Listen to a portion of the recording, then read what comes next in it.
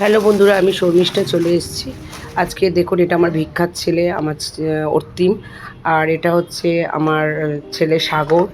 আর ওইদিকে বসে আছে আমার ভাইয়ের ছেলে, ছোটদার ছেলে পুষ্কর। ওরা তিনজনই আমার মেয়ে ফোঁটা দিচ্ছে। আজকের এই অনুষ্ঠানটা আমাদের ভাইফোঁটা অনুষ্ঠান হচ্ছে। আর আমি তো আমার দাদারা থেকেও নেই, ওরা আমাদের সাথে কোনো, আমার হাজব্যান্ড চলে যাওয়ার পর থেকে কোনো যোগাযোগ রাখেও না, খোঁজও নেয় না।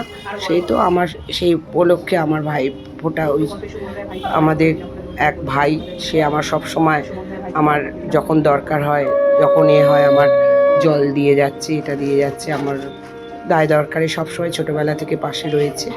সে সবার খুবই ছোট, আমার থেকে অনেকই। সে এসে আমায় ফোঁটা নেয়, প্রতি বছরই আসে দিদি দিদি করে। সেই ফোঁটা নেবে, আমার মেয়ে ছেলেকে ফোঁটা দিচ্ছে। এরপর দিচ্ছে আমার রুনু দিচ্ছে, মানে আমার দাদার মেয়ে, সে ফোঁটা দিচ্ছে আমার ছেলেকে।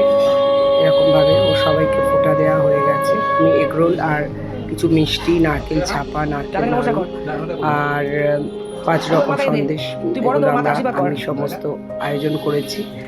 আর রুনু দাদাকে প্রণাম করছে, এইভাবে আগুনের তাপও দিচ্ছে। এইভাবে আজকের ভাইফোঁটাটা উদযাপন করা হচ্ছে।